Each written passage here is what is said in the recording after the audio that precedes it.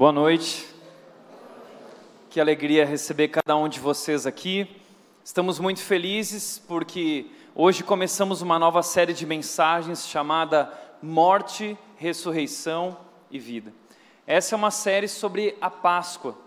Chegou esse momento do ano em que nós celebramos essa festa chamada Páscoa. E essa festa para nós ela é tão importante, ela é o centro da nossa fé cristã. Nós comemoramos a Páscoa, mas muitas pessoas, infelizmente, ainda não entenderam as verdades profundas por trás da Páscoa. Essa é uma série sobre isso. Nós vamos falar sobre o significado, e hoje, para falar sobre isso, nós vamos começar falando sobre morte. Morte.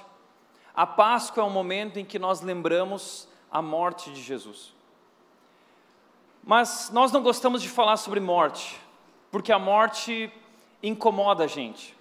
Nós não estamos prontos para lidar com a morte, nós não fomos criados para lidar com a morte nos choca, a morte mexe profundamente com a gente, nós preferimos não tocar nesse assunto, preferimos não ter que lidar com esse assunto.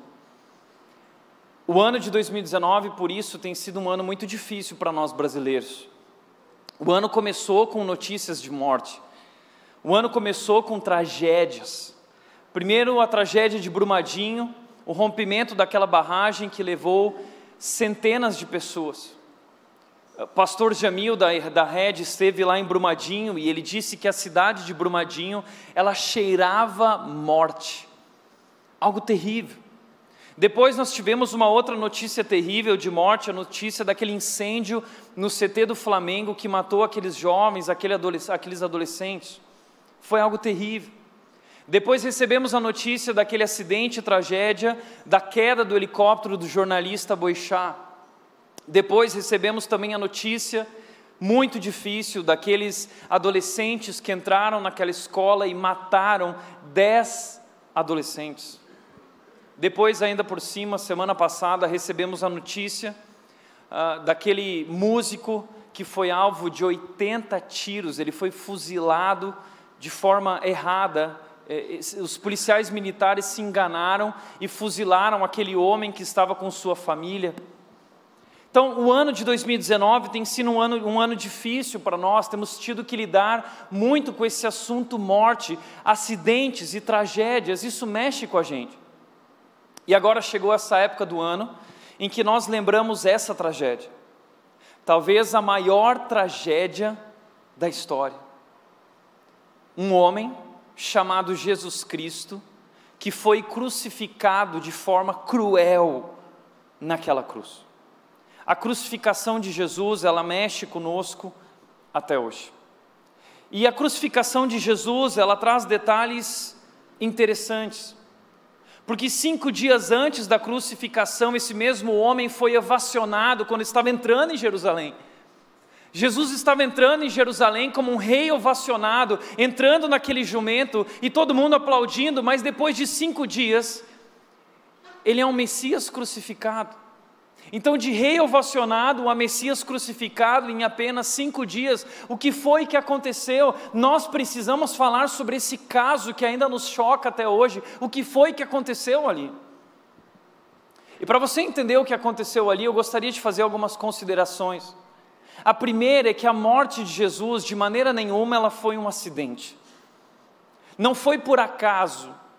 Não foi algo que não era esperado, que Jesus não esperava. Não, Jesus já veio preparado para isso. A morte de Jesus foi planejada, não é um acidente. Eles não tomaram um susto. Jesus Cristo, ele veio ao mundo preparado para morrer. Segundo lugar, Jesus Cristo também não morreu como um mártir. Jesus Cristo não era apenas um homem bom, um homem com princípios que veio nos ensinar como viver a vida e ser exemplo de boas maneiras e ser um exemplo de liderança. Não, Jesus Cristo não veio ao mundo apenas para ser um exemplo, um modelo, ele não é um mártir.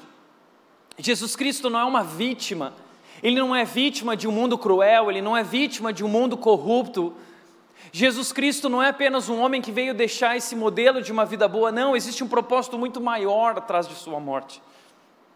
A morte de Jesus, ela foi planejada. E por trás da morte de Jesus existia um grande propósito, muito maior do que ser um mártir.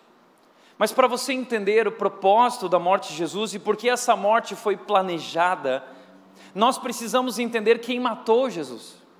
Quem é o responsável pela morte de Jesus? E ali nós vamos encontrar o porquê ele foi morto.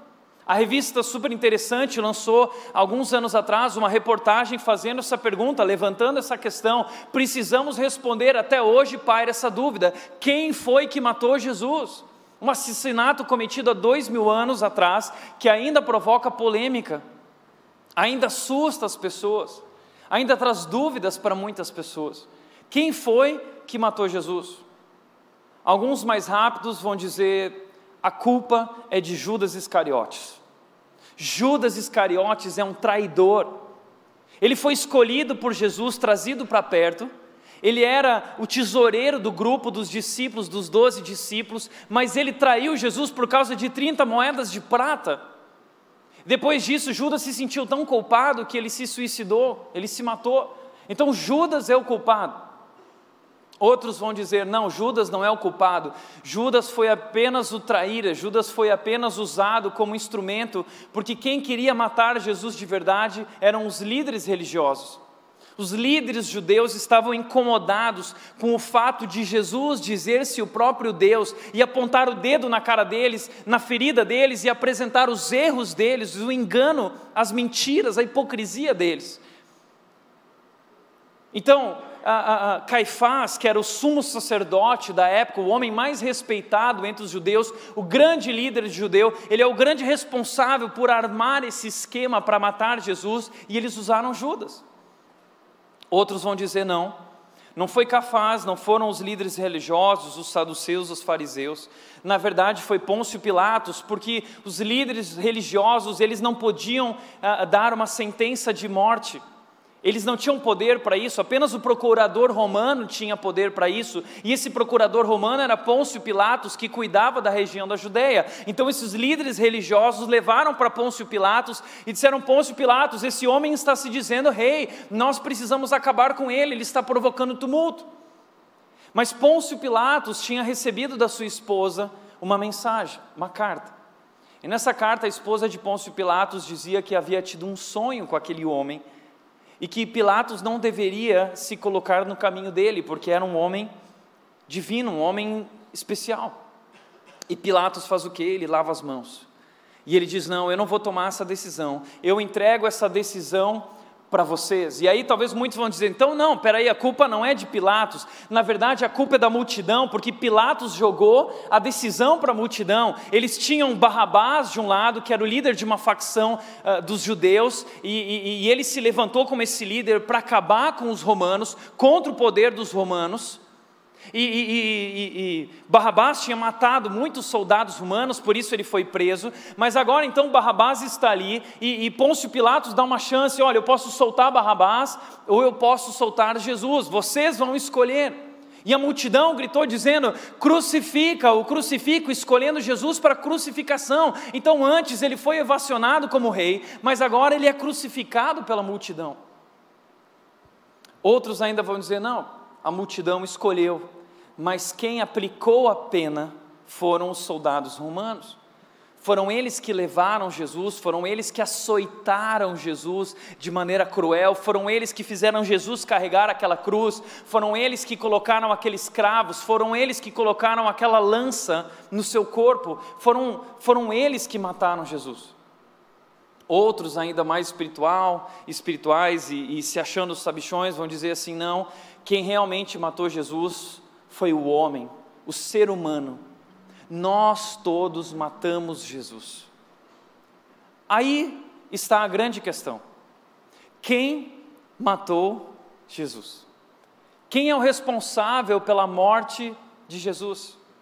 E eu quero dizer que se você escolheu alguma dessas opções, você errou. Nenhum desses é responsável pela morte de Jesus. Nenhum desses. Então quem foi? Quem foi que planejou e executou a morte de Jesus? A resposta para nós se encontra em Isaías, capítulo 53, versículo 10, que diz: fazia parte do plano do Senhor, do plano de Deus, esmagá-lo e causar-lhe dor. Sabe quem matou Jesus? Foi Deus. Deus matou seu próprio filho. Ele foi esmagado. E Deus planejou a morte. E a Bíblia diz, na carta de 1 Pedro, em Apocalipse, capítulo 13, versículo 8, diz: o cordeiro que foi morto antes da fundação do mundo. Deus já havia planejado a morte de Jesus antes da fundação do mundo. Por que Ele fez isso? Romanos 8,32 vai nos dizer que Ele decidiu não poupar nem mesmo seu próprio filho, mas o entregou por todos nós. Que Deus é esse? Porque esse Deus, Ele é tão cruel ao ponto de fazer isso com o seu próprio filho? E muitos vão se levantar dizendo: está vendo, eu disse que esse Deus não poderia ser um Deus bom. Veja o que está posto, veja como é o nosso mundo, veja a maldade, veja a violência. Ele é um Deus cruel, Ele matou o seu próprio filho. Por que Ele matou o seu próprio filho? Eu gostaria de apresentar para você hoje 3 razões, 3 propósitos da morte de Jesus. E é isso que é a nossa fé cristã. Isso resume o que é o Evangelho. Hoje eu quero mostrar para você a verdade sobre quem Deus é e por que Ele matou Jesus. Existem muitas razões e propósitos, mas eu quero resumir em 3 que vão nos trazer essa grande verdade. A primeira delas que eu quero te apresentar é que Deus matou Jesus Cristo para resgatar-nos do castigo do pecado. Deus matou o seu Filho para resgatar-nos do castigo do pecado. Romanos capítulo 3, versículo 23 e 24 vai dizer: pois todos pecaram e não alcançam o padrão da glória de Deus, mas Ele em sua graça nos declara justos por meio de Cristo Jesus, que nos resgatou do castigo por nossos pecados. Veja só o que o texto está dizendo: pois todos pecaram. Essa é uma primeira verdade fundamental que você precisa entender a respeito do ser humano.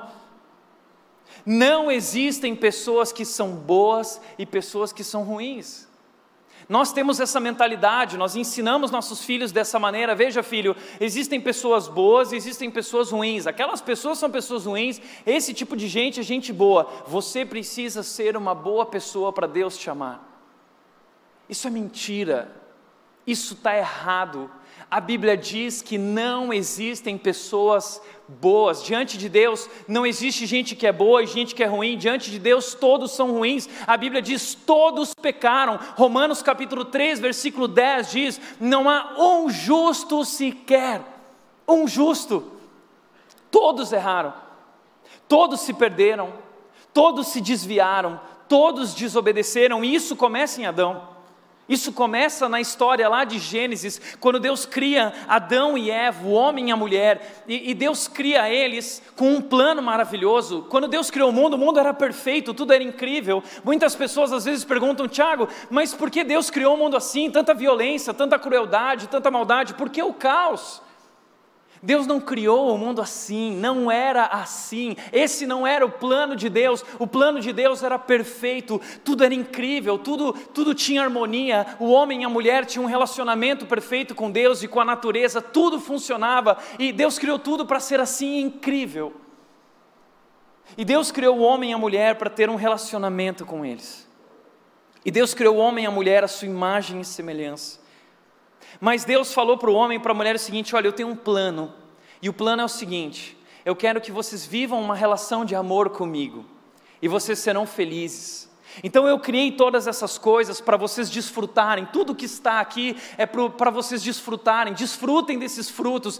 Um é doce, outro é amargo, um diferente do outro. Tudo isso é maravilhoso, curtam. Porém, tem uma árvore que eu coloquei próximo do meio do jardim, a árvore do conhecimento do bem e do mal. Não comam do fruto dessa árvore, porque no dia em que dele comerem, certamente vocês morrerão.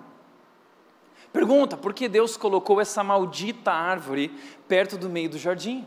Por que Deus não tirou essa árvore dali e nada disso teria acontecido? Entenda o seguinte: Deus não queria fazer um robozinho. Deus queria ter uma relação de amor com o homem e com a mulher. E não existe verdadeiro amor sem livre-arbítrio. Não existe uma relação verdadeira de amor se não há a opção de escolher. E Deus deu ao homem e à mulher a opção de escolher. Aquela árvore representava o livre-arbítrio, a escolha. Vocês podem escolher o meu plano, ou vocês podem viver o plano de vocês e viver de acordo com as vontades de vocês. Mas no dia que vocês fizerem isso, certamente vocês morrerão, porque vocês estão declarando que eu não sou mais Deus de vocês, e vocês vão assumir o lugar. Foi isso que o diabo fez quando se aproximou de Adão e Eva e disse o seguinte: olha, Deus não quer que vocês comam nesse fruto, na verdade, porque ele é um fanfarrão. Esse fruto é o melhor fruto, e Deus sabe que no dia que dele comerem, vocês serão como ele, vocês vão assumir o lugar de Deus, vocês vão ser poderosos. E o homem e a mulher comeram aquele fruto.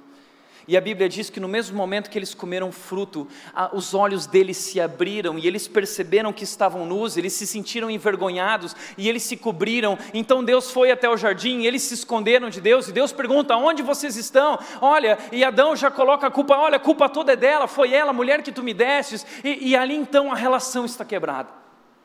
O homem se afasta de Deus, a mulher se afasta do homem, o homem da mulher, e ali o pecado entra no mundo, o mal entra no mundo, e todas as emoções negativas, e tudo isso que nós conhecemos que é ruim, a violência, a corrupção, tudo isso entra a partir do momento em que o homem desobedece.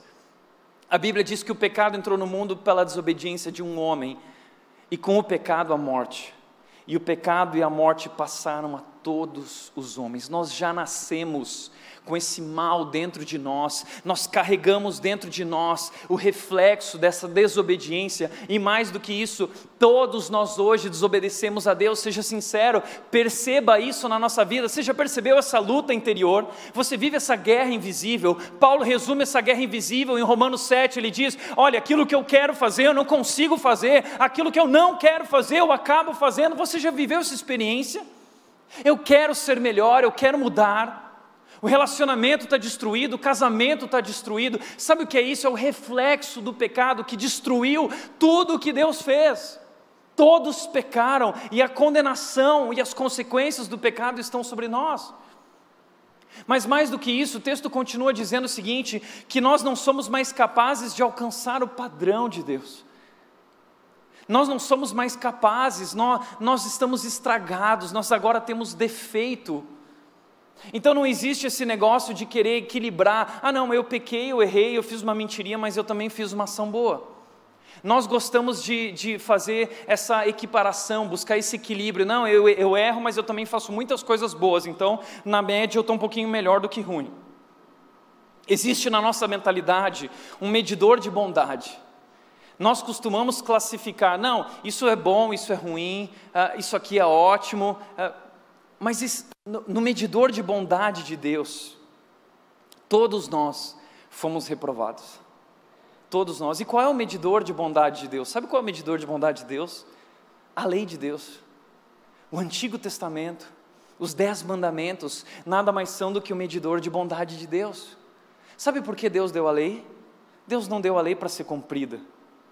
Ele sabia que nós não éramos capazes de cumprir. Ele deu a lei para mostrar que nós não éramos capazes, que nós não somos capazes de alcançar o padrão. E se você conhecer bem os 10 mandamentos, bem profundamente, você vai descobrir isso. Eu lembro de uma vez que eu estava compartilhando no meu pequeno grupo a questão dos 10 mandamentos, e nós estávamos passando por cada um, e de repente alguém levantou a mão e disse: olha, eu vou ser sincero, vou abrir o jogo, eu não consigo cumprir nenhum dos 10 mandamentos. E outra pessoa foi sincera, disse: olha, eu também não consigo cumprir os 10 mandamentos. E assim nós encerramos aquele momento constrangidos, porque ninguém ali era perfeito. E eu lembro que eu entrei no carro e minha esposa, a Nath, virou para mim. Até então ela estava quietinha na dela, e ela virou e disse: amor, hoje eu descobri que eu não consigo cumprir nenhum dos 10 mandamentos. Isso é verdade sobre mim e sobre você. Eu sempre digo aqui que nós somos a pior igreja do Brasil. Eu sou o pior pastor do Brasil. Todos pecaram, eu pequei, e diante de Deus eu e você não somos diferentes. Muitas das críticas dirigidas a mim são verdadeiras, é verdade. Nós precisamos ser sinceros, nós precisamos reconhecer: existe algo de errado conosco e nós não conseguimos atingir o padrão, nós somos imperfeitos. E mais, veja o que diz Isaías 64:6, diz: estamos todos impuros por causa do pecado. Quando mostramos nossos atos de justiça, eles não passam de trapos imundos, ou seja, não há nada que eu e você possamos fazer para conseguir alcançar a salvação. Não, nós estamos perdidos, e por mais que nós tentemos corrigir essa situação, nós não somos capazes de corrigir, porque o medidor de bondade de Deus mostra que nós estamos imundos, estamos perdidos. E o texto de Romanos continua dizendo, Romanos 3:24 diz, existe um castigo por causa do pecado, existe uma consequência pelo pecado. Romanos 6:23 diz que o salário do pecado é a morte, ou seja, o resultado do pecado é a morte, a consequência do pecado é a morte. Deus avisou, Ele disse: certamente vocês morrerão. Deus não queria que fosse assim. Como disse Pablo Neruda, você é livre para fazer escolhas, mas você se torna escravo das consequências.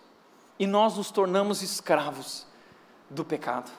Qual é o castigo pelo pecado? É essa condenação. Nós somos condenados pelo pecado, e agora nós estamos separados de Deus. Não fomos criados para viver separados de Deus. Nós precisamos viver com Deus, nós precisamos estar intimamente com Ele, mas o pecado criou um abismo entre nós e Deus.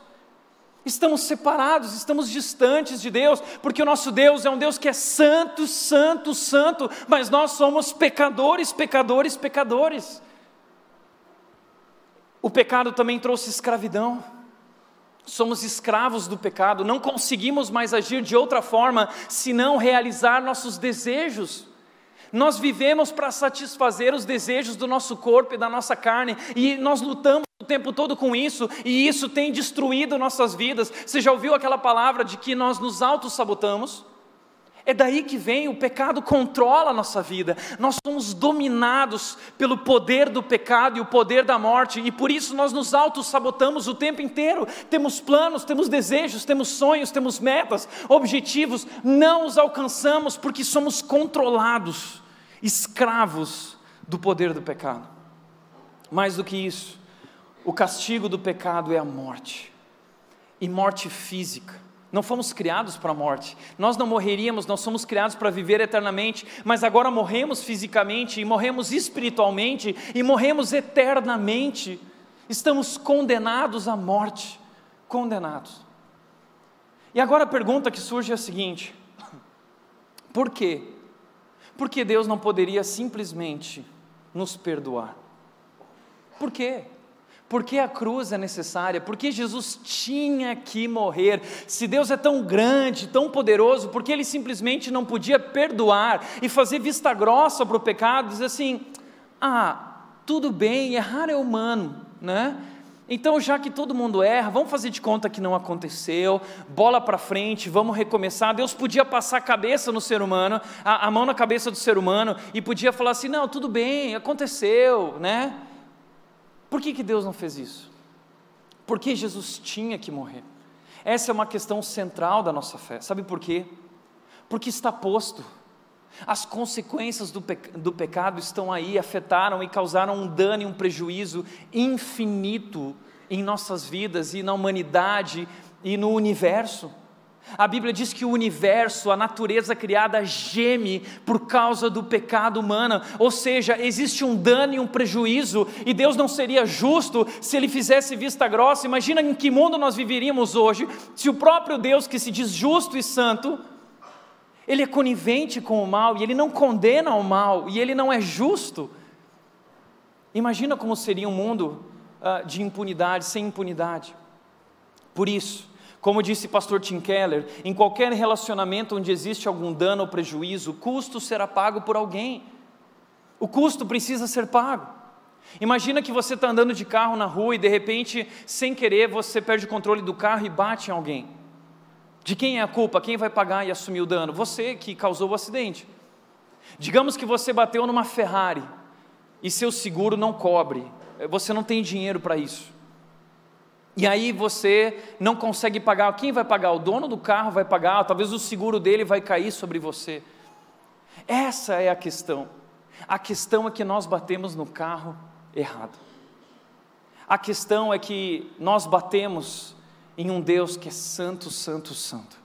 Veja o que diz pastor John Piper. Ele disse o seguinte: a gravidade de um crime, a gravidade de um dano, de um prejuízo, é determinada em parte pela dignidade da pessoa, do objeto, do cargo que está sendo desrespeitado. E ele diz o seguinte: se a pessoa for infinitamente digna, infinitamente ilustre, infinitamente querida, e ocupar um cargo de infinita dignidade e autoridade, rejeitá-la é um crime infinitamente ultrajante, portanto, merece um castigo infinito.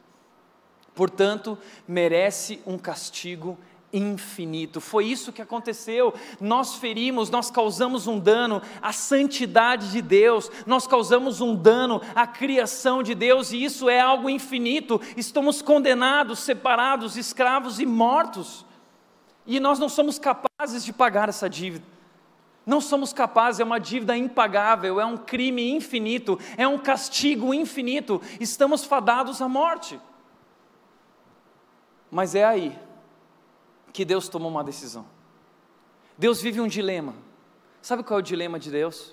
O dilema de Deus é o seguinte: se eu for justo, eu vou matar todos eles, porque todos pecaram. Se Deus fosse justo, todos nós estaríamos mortos. Mas aí Deus pensa o seguinte: mas espera aí, eu também sou amor. Deus é perfeitamente justo, mas Ele é perfeitamente amor, e Deus Ele quer demonstrar, Ele quer provar que Ele é amor, mas se Ele não condenar o pecado, se Ele não for justo, Ele não vai condizer com o caráter dEle. Então Deus vive esse dilema que nos é explicado através do John Stott. Ele diz: como pois podia Deus expressar simultaneamente sua perfeição no juízo e seu amor no perdão? Como Deus podia fazer isso? E Deus teve um grande plano. Sabe qual foi o plano de Deus? A ideia de Deus é o seguinte: somente providenciando um substituto divino pelo pecador, de modo que o substituto recebesse o juízo e o pecador o perdão. Sabe qual é a ideia de Deus? Eu não quero perdê-los, eu não quero consumi-los com a minha ira e com o castigo. Então eu vou jogar sobre o substituto toda a minha ira, o castigo e a condenação e a morte, e sobre eles eu vou derramar o meu amor e o meu perdão. Por isso Romanos 3:25, ele vai nos dizer o seguinte: Deus apresentou Jesus como sacrifício pelo pecado. Deus decidiu colocar sobre o seu Filho a condenação, com o sangue que Ele derramou, mostrando assim sua justiça em favor dos que creem.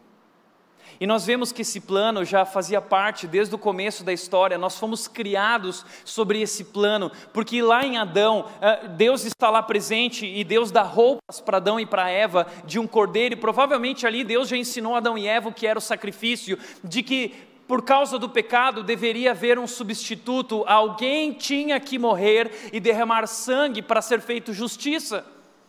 Então assim Adão e Eva aprenderam, e nós vemos isso depois em Abel. Abel, que era filho de Adão e Eva, faz esse sacrifício para Deus. Eles aprenderam desde o começo, o plano de Deus era esse.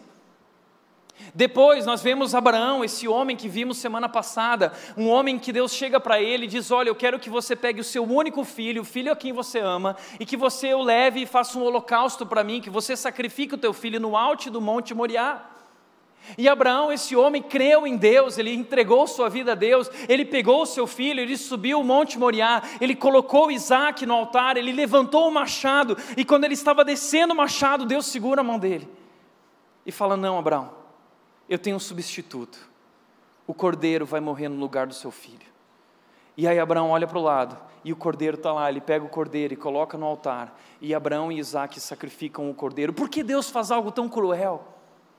Por que Deus faz algo tão chocante com um pai que precisa matar o seu próprio filho? Sabe por que Deus está fazendo isso? Deus está querendo chamar a nossa atenção através desse homem, ao qual Ele está construindo uma grande nação, através da qual todas as famílias da terra serão abençoadas. Deus está ensinando para Abraão que um dia viria um homem, Jesus Cristo, Filho de Deus, e Deus sacrificaria o seu próprio filho no alto do monte do Calvário, no Gólgota, que era o lugar da caveira. Ali Deus esmagaria o seu filho, um Deus que mata o seu próprio filho. É isso que Deus está fazendo. Depois nós temos a Páscoa, no Egito.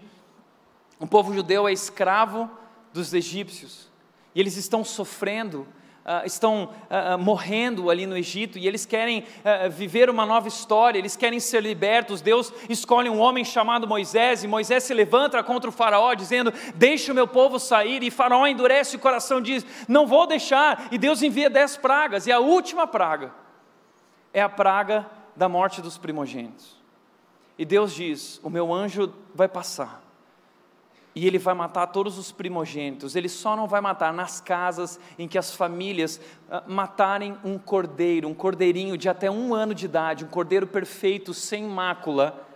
Vocês vão pegar esse cordeiro e vocês vão pegar o sangue dele e passar nos umbrais das portas, nas laterais, em cima, na porta, vai ser pintado de sangue. E aí o primogênito não morre. Por que Deus faz algo tão chocante? Você está entendendo a gravidade, o peso disso? Quão chocante isso é? Eu lembro que eu vivi uma experiência assim muito chocante, um dia que eu fui pregar no Rio Grande do Sul, em um retiro de Páscoa. E quando eu cheguei no aeroporto, o pessoal da liderança desse retiro veio me buscar de Kombi. E no fundo da Kombi eles tinham uma ovelha.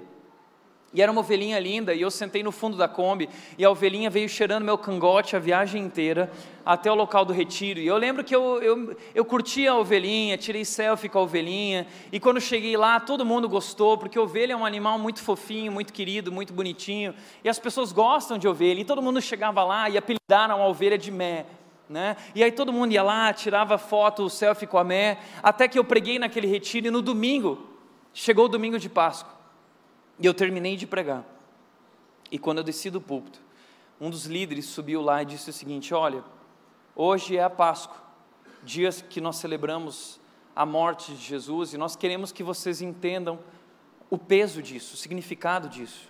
Então nós queremos que agora vocês olhem para trás. E quando nós olhamos para trás, a Mé estava em cima de uma mesa, com o pescoço todo aberto, e o sangue dela caía no chão. E todo mundo ficou chocado, apavorado com aquilo. Era assim que aquelas pessoas se sentiam.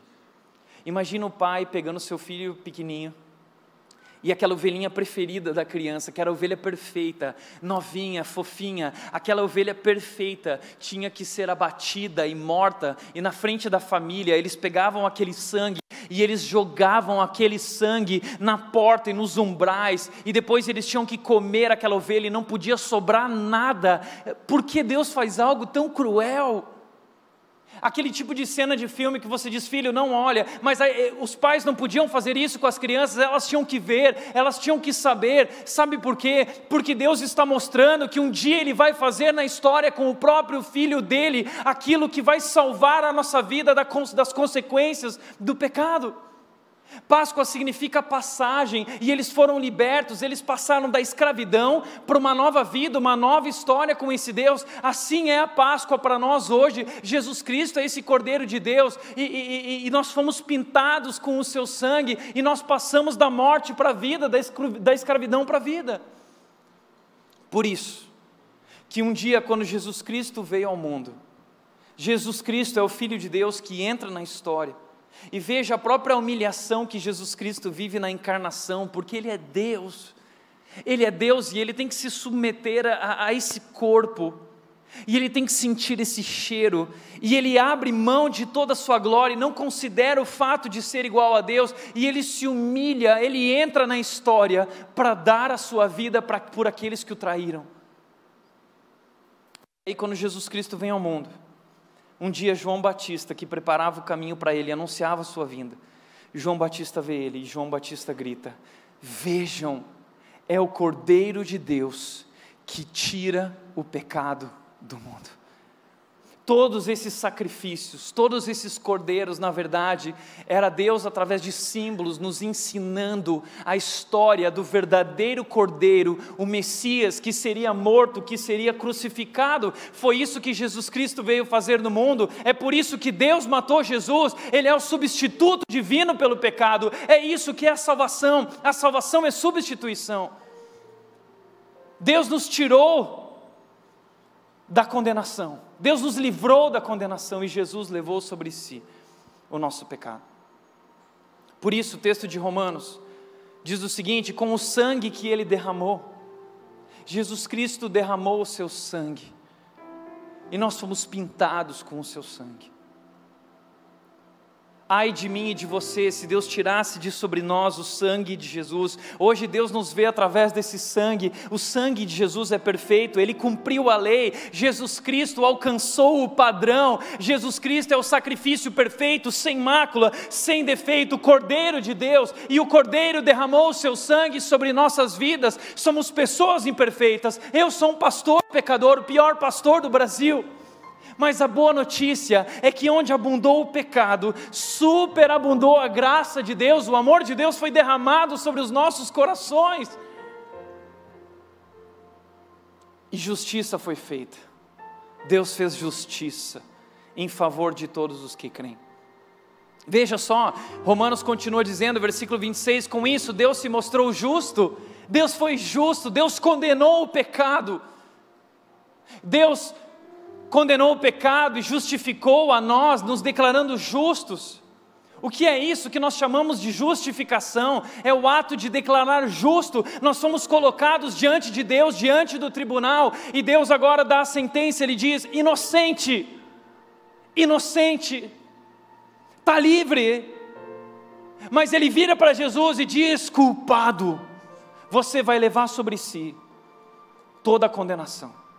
Jesus não era culpado, Ele é inocente, mas Ele leva sobre Ele a condenação, para que eu e você pudéssemos estar livres. É isso que aconteceu, para que todos nós que crêssemos em Jesus, fôssemos salvos e declarados justos. Hoje nós somos declarados justos, não pelo que nós fizemos, não o que eu fiz, não o que você fez, mas o que Jesus fez por nós. Nós somos declarados justos, justificados diante de Deus. Olha só que interessante o que diz John Stott: a essência do pecado é, nós seres humanos nos colocamos no lugar de Deus, enquanto a essência da salvação é Deus colocando-se em nosso lugar. Nós nos colocamos onde somente Deus merecia estar, mas Deus se colocou onde nós merecíamos estar. Deus assumiu a nossa condenação, Jesus Cristo assumiu o nosso lugar, e Ele não merecia estar ali. E eu não sei se você tem ideia do que Jesus passou, porque depois daquele filme A Paixão de Cristo, eu lembro que um jornalista, ele virou e disse o seguinte: é impossível que um homem tenha feito isso. Ele estava certo, é impossível que um homem faça isso, porque Jesus Cristo era Deus, mas Jesus Cristo fez isso como um homem, Ele abriu mão da sua glória e Ele sofreu. Existe um livro que foi lançado pelo Lee Strobel que fala o caso de Cristo, e o Lee Strobel é um jornalista que ele faz uma pesquisa sobre a crucificação para tentar entender tudo que Jesus viveu naquele momento, e ele chama um médico para fazer um relato, e esse médico começa a descrever toda a cena da crucificação, e começa ali no jardim, no Getsêmani, quando Jesus está vivendo um momento de muito pavor e medo diante da crucificação, e ele chama os discípulos para orar com ele. E ali Jesus vive a primeira doença que ele é acometido, a hematidrose. Jesus começa a derramar suor de sangue. E o médico descreve que é uma doença muito rara que acontece em momentos de pânico extremo, pânico emocional. E os vasos de Jesus ficam dilatados e eles se estouram e o sangue se mistura com o suor. E ali Jesus Cristo apavorado, ele olha: Pai, se for possível, afasta de mim esse cálice, mas seja feita a tua vontade. E Jesus Cristo estava de acordo com o Pai, Ele mesmo disse: ninguém tira a minha vida, eu mesmo a dou voluntariamente. Jesus fez isso voluntariamente, mas esse momento mostra para nós o pavor que Ele sentia diante do que estava para acontecer. Então Ele foi levado, e Ele foi açoitado, muitos açoites. E nesse livro então eles falam: apenas o sofrimento anterior à crucificação seria suficiente para conduzir Jesus à morte. Os instrumentos usados nos açoites provocavam cortes que dilaceravam a musculatura e deixavam à mostra os ossos. As infecções eram inevitáveis. A perda excessiva de sangue levava a pessoa ao que conhecemos como choque hipovolêmico. Nas tiras de couro dos açoites, eles colocavam metais. Esses metais, eles perfuraram a carne de Jesus. Nas tiras de couro eles também colocavam ossos de seres humanos, ossos bem afiados. E esses ossos penetravam a carne e eles tiravam pedaços grandes de carne. Pedaços ficavam pendurados. E muito sangue, de tal forma que acontecia o choque hipovolêmico. E esse médico acredita que quando Jesus Cristo pega a cruz e ele está carregando, e ele cai, e ele não consegue, ele está tendo choques hipovolêmicos. E aí Jesus Cristo é colocado naquela cruz, e eles prendem os cravos, eles colocam aquela coroa de espinhos em Jesus. A dor é insuportável. E veja só, a crucificação era um mecanismo infalível, pois o indivíduo morria lentamente por asfixia. No entanto, no caso de Jesus temos agravantes. Ele tinha seus pés perfurados na altura dos tendões, o que gerava uma dor insuportável quando tentava se apoiar para levantar o tórax numa posição de inspiração. E a musculatura de suas costas dilaceradas pelos açoites impediam a inspiração de ar. Uma dor insuportável. Asfixiado, sem conseguir respirar. Sofrendo uma dor que nós nunca poderemos entender. Mas a maior dor de Jesus não foram os açoites, não foram os cravos, não foi a coroa de espinhos. Sabe qual foi a maior dor de Jesus? Foi o peso do meu pecado e do seu pecado sobre ele. A Bíblia diz em Isaías 53, versículo 5 o seguinte: Ele foi ferido por causa da nossa rebeldia, esmagado, transpassado por causa de nossos pecados. Ele sofreu o castigo para que fôssemos restaurados e recebeu açoites para que fôssemos curados. Jesus Cristo foi esmagado naquela cruz. E ele subiu naquela cruz e ele bradou as palavras mais lindas de toda a história. Uma palavra em aramaico que significa tetelestai. E ele disse: está pago, está consumado. Eu fiz, eu alcancei o padrão, eu cumpri a lei, eu sou o sacrifício perfeito, e eu dou a minha vida no lugar de vocês. Está consumado, está pago, tetelestai. E Jesus Cristo foi esmagado, e Ele morreu,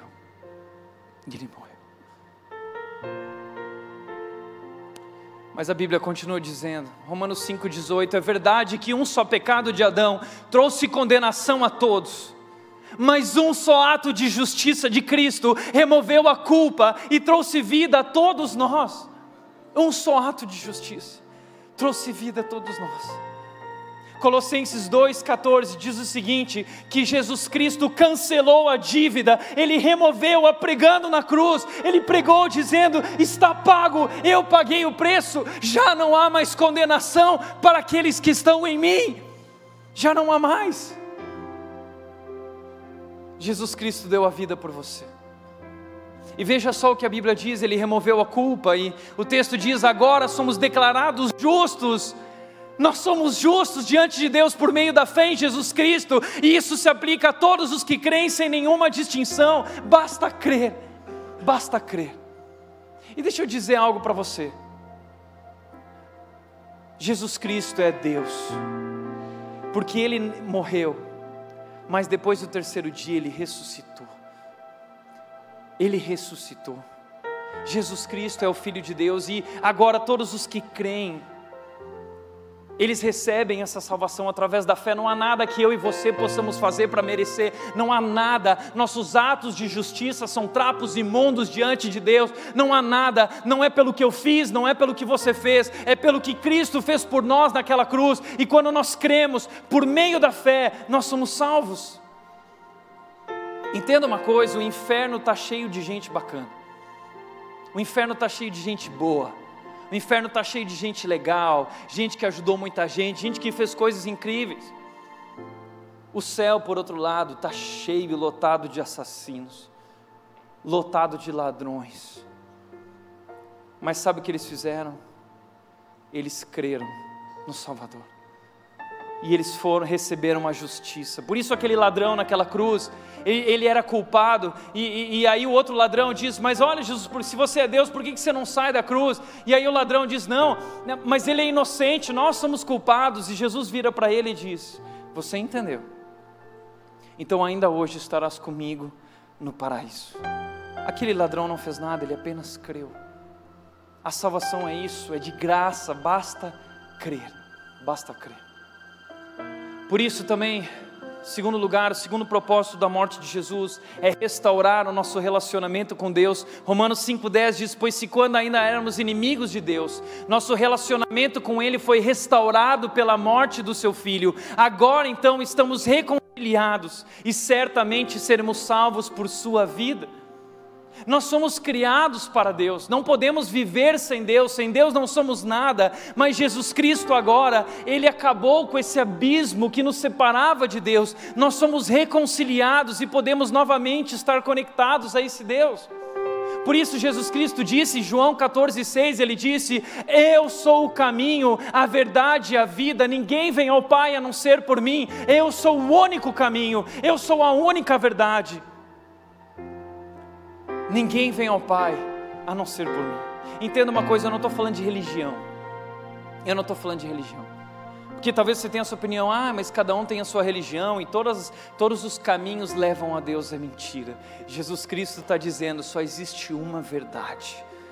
Só existe um que pode levar ao Pai. Mas quem disse que Jesus é realmente Deus, Tiago? Como eu posso saber disso? Que homem você conhece que ressuscitou? Que homem na humanidade você conhece que venceu a morte, que enfrentou a cruz e depois saiu caminhando? Esse homem é Deus, e na semana que vem nós vamos falar sobre a ressurreição, e eu vou provar que Jesus Cristo ressuscitou de verdade. Ele ressuscitou ao terceiro dia, Ele é Deus, e não há outro caminho senão através dEle. Eu sou o caminho, eu sou a verdade de que nós pecamos, e somente através dEle nós podemos voltar a ter um relacionamento com o Pai.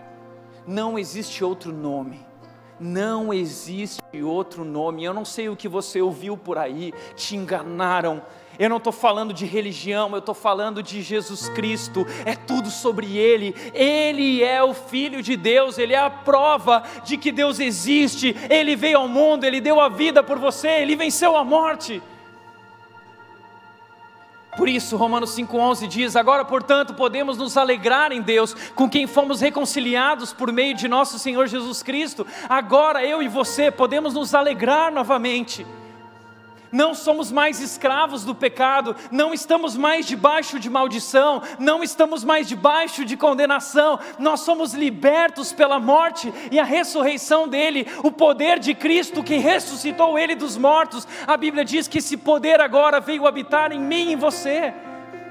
O Deus poderoso, o Deus do universo, não apenas fomos reconciliados nesse relacionamento, mas Ele veio viver em mim. Você é morada de Deus, Deus habita em você, Deus quer ter um relacionamento com você. Por último, Ele veio para revelar a grandeza do seu amor. Romanos 5,8 diz, mas Deus prova seu grande amor, Deus prova o seu grande amor, ao enviar Cristo para morrer por nós, quando ainda éramos pecadores. Deus prova o seu amor, nós não merecíamos. Nós o traímos, nós desobedecemos, nós cuspimos na cara dEle, e Ele derrama sobre nós o perdão. Jesus Cristo levou sobre si nossa condenação, nosso castigo, a maldição, a corrupção, tudo foi colocado sobre Jesus, e o grande amor de Deus foi derramado sobre nossas vidas. Todo o amor, todo o perdão, toda a vida, toda a salvação, todas as bênçãos espirituais que estão em Cristo Jesus, tudo isso foi derramado sobre nós. Veja que Deus, Deus prova o seu amor. Você precisa de algum sinal de que Deus ama você? Até quando você vai ficar pedindo de Deus um sinal, dizendo, Deus me mostra, me revela? Deus já revelou, Deus já fez, Ele entrou na história, e Ele gritou naquela cruz, dizendo, eu amo você, eu dei a minha vida por você.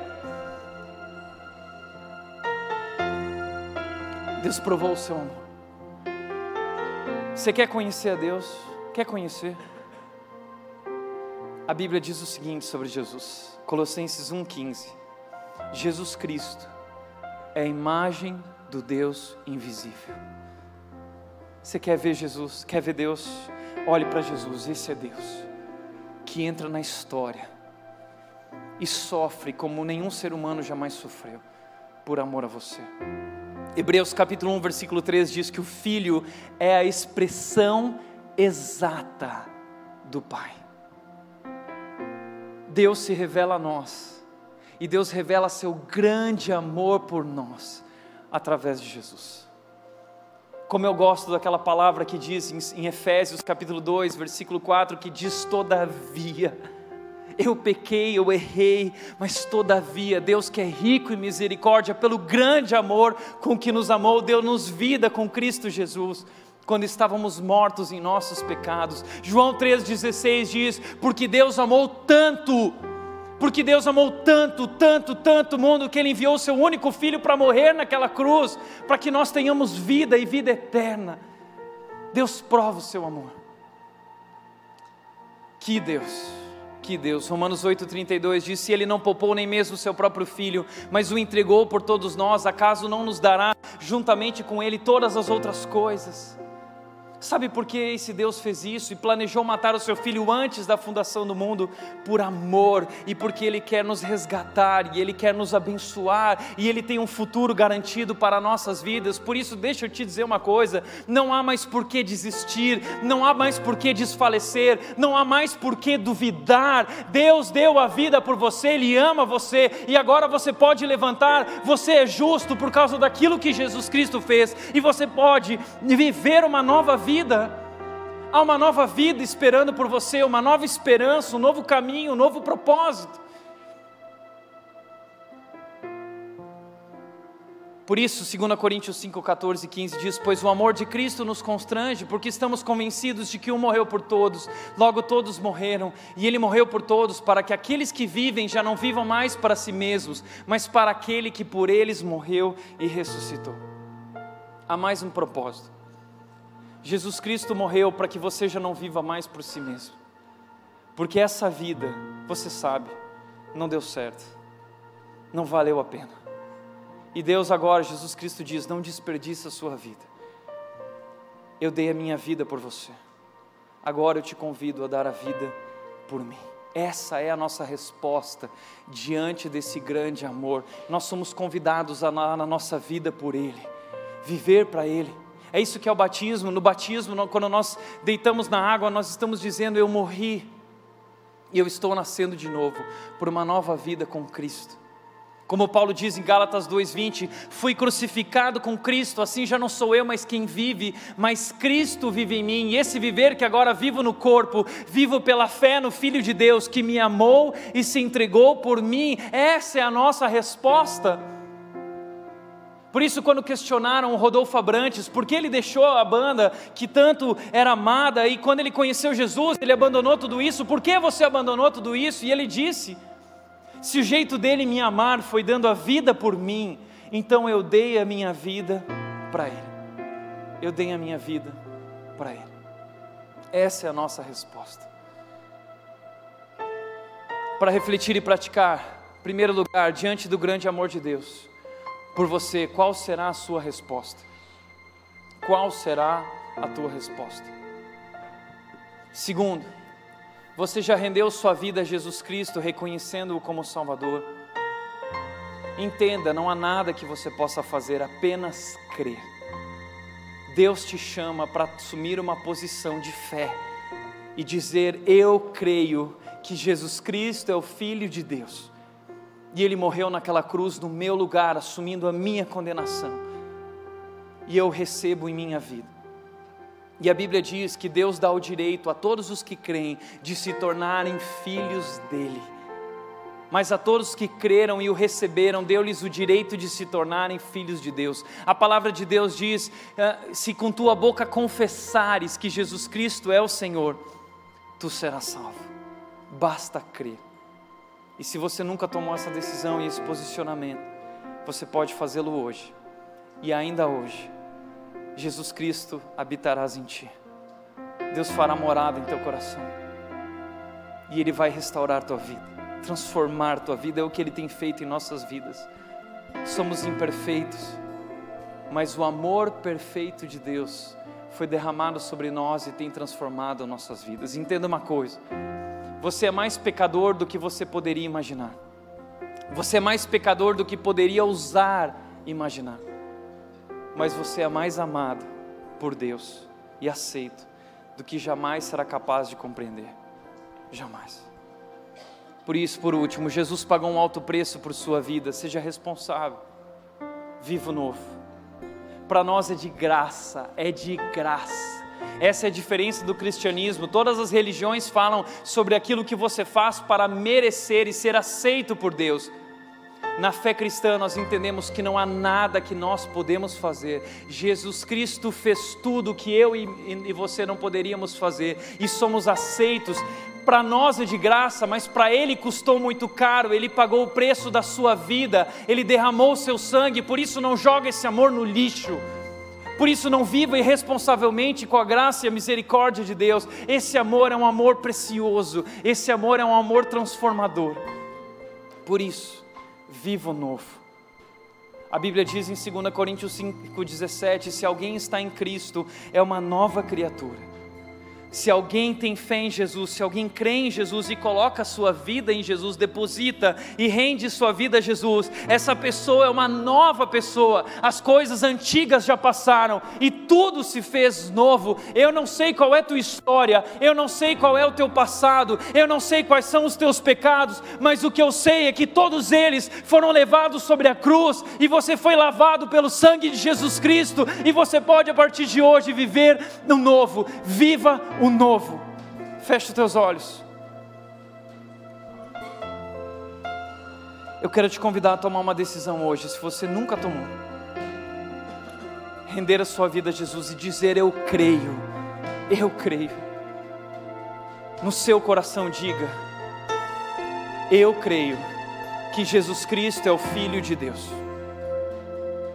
que deu a vida por mim naquela cruz. Eu merecia aquele lugar, era meu, e Ele levou sobre si o meu castigo. Eu reconheço Ele como meu Salvador, eu recebo em minha vida como meu Senhor. Se você já é cristão e você tinha esquecido de tudo isso, eu quero te convidar agora a assumir um novo compromisso com Deus, renovando tua fé e teu amor, teu posicionamento, e dizendo: Deus, eu quero dar a minha vida por Ti. Pai, agora eu oro, Deus, por cada um que está aqui nessa noite, Deus. Nós queremos Te agradecer, porque Tu és um Deus tão grande, tão poderoso, Deus que é santo, santo, santo. E nós pecamos, Deus, nós desobedecemos, nós falhamos, estávamos perdidos no pecado, mergulhados na escuridão, e tudo que merecíamos era a condenação. Mas o Senhor provou o Teu amor por nós. Jesus Cristo entra na história e sofre o que homem jamais sofreu. Ele deu a vida por nós, no nosso lugar, assumiu nossa condenação, levou todo o juízo sobre si, toda a Tua ira, Deus, sobre Ele. Ele foi esmagado, e nós recebemos amor e perdão e vida em Ti. Nós queremos celebrar hoje, Deus, a Tua morte. Nós queremos Te agradecer, porque não merecíamos, mas nós também comemoramos, Deus, porque Jesus Cristo venceu a morte, e fazia parte do Teu plano, e Ele provou ser Deus. Ele está vivo, Jesus Cristo está vivo, e Ele vive em nós. Nós entregamos nossas vidas a Ti, Deus, e agradecemos em nome de Jesus. E agora nós queremos, Deus, Te adorar. Nós queremos adorar o nome de Jesus, porque Ele não considerou o fato de ser igual a Deus, Ele se humilhou e foi obediente até a morte. Por isso, Deus, o Senhor o exaltou à mais alta posição, para que ao nome de Cristo todo joelho se dobre e toda língua confesse que Jesus Cristo é o Senhor. E nós agora confessamos, Ele é Deus, Ele é o Rei, Ele é o Senhor, Ele é o nosso Salvador. E assim encerramos essa noite louvando o único nome que é digno de nossas vidas e adoração. Nós dizemos amém. Vamos cantar, adore esse Deus, fica de pé e cante bem alto sobre esse amor maravilhoso.